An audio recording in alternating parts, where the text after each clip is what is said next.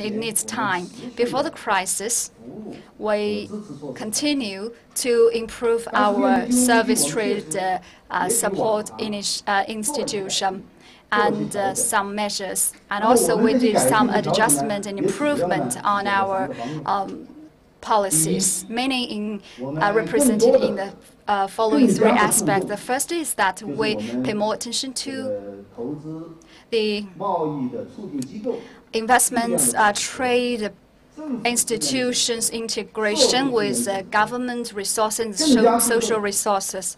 And also we focus on the system to solve the problem in a very systematic way. For example, in 2009, in order to cope with the difficult situation of crisis, we have initiated 38 measures to facilitate the trade.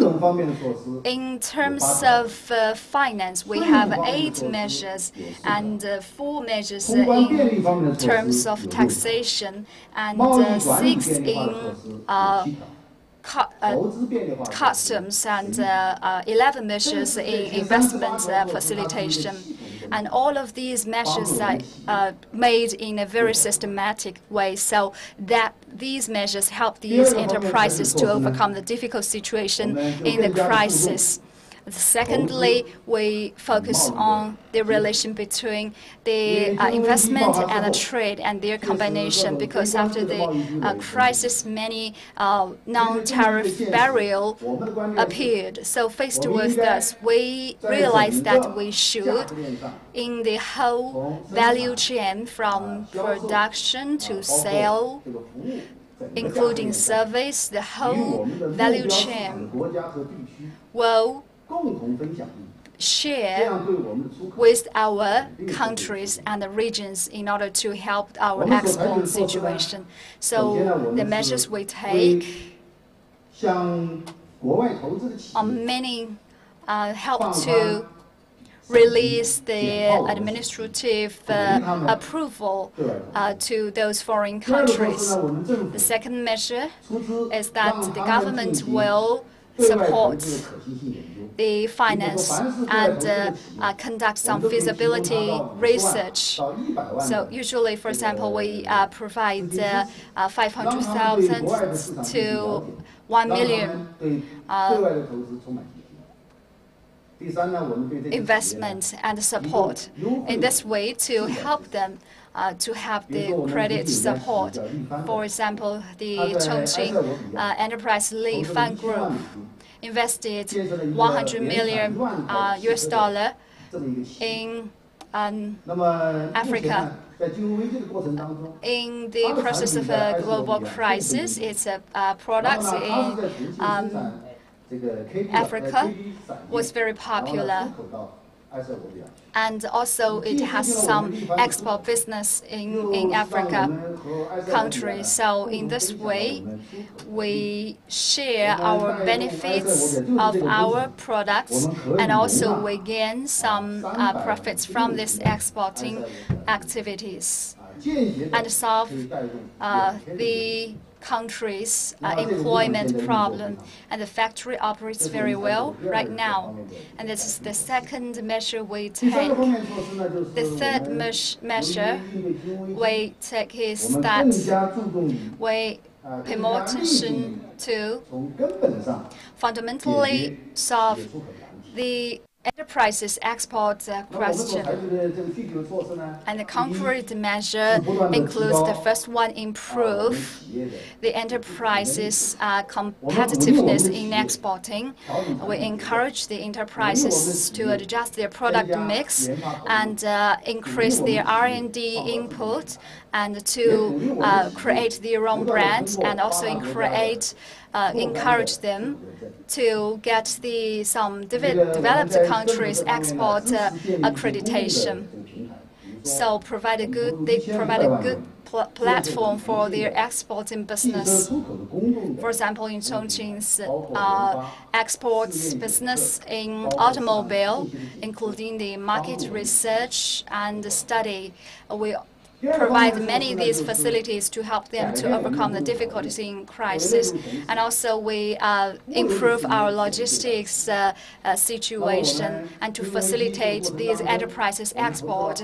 In the crisis, we invested $2 billion to build the Cuntan port and the bond zone. So we hope we can create a new platform to link Chongqing with some other countries in Europe. In this way, we can create a favorable condition for Chongqing's export and reduce the logistics cost and increase the logistic efficiency. The third measure is to solve the problem in financing, and we have tried to find some solution to help the enterprises to establish some overboard service system. For example, help the Chang'an Group in South Africa to establish some overboard credit for a customer to open the market in South Africa. And after all these measures, we can see a great increase in export, about 50%, reach 12 billion US. So we are confident that by the year 2015, we will see a great increase in Chongqing's export volume. So I think the city's measures in facilitating trade is very important. So we've heard about export credit insurance, increased customer focus, flexibility, looking at data. 所以我们可以看到，在这些措施中呢，这个灵活性还有政府的提供的这些支持都是非常重要的。这样呢，能够增加这个投资者和贸易之间的联系，同时呢，也能够让更多的这个私有的部门参与到这个过程中来。那么我们希望的就是分享你们在这些方面的经验，来应对这个变化的市场，这样的话能够在更快的这个应对过去的这个金融危机所带来的影响。那么我们要动作要搞快一点，来听一听大家就这个方面的看法，希望呢能够把这个整个活动推进。It's a real privilege to listen to this panel. I don't normally take notes, but I was scribbling away because there were a lot of really practical insights. I only wanted to add one perspective here, which was that everyone talked about diversification as a buffer during the financial crisis, moving into domestic, regional markets and more South-South trade. We as a firm work across development issues and have offices in Latin America, Africa, and Asia, and so we often have clients who are interested in that facilitation of South-South trade. And that does throw up some very different challenges to perhaps what we've seen traditionally has been the role. And a lot of these challenges were very well brought out by Mr. Chun, actually. You know, when people go into South-South trade, it is not just about selling into the middle classes, but it's actually also that really large and inviting pie of the base of the pyramid markets in many cases. And that is where it's really interesting, because a lot of SMEs, especially, who are then looking to move into these markets, suddenly see both an opportunity for scale and an opportunity for margin, where you have the middle class markets for margin and then a lot of scale that can be taken from the base of the pyramid. However, there's very big issues. When you look at access to finance, you're now dealing, especially in South-South, both ends of that spectrum having access to finance issues. And as the speakers mentioned, banks finding it difficult to provide trade finance to the wholesalers on the other end, and going right to the end consumer, where the end consumer also needs finance. So we've looked at that issue from a perspective of providing solar lanterns, for example.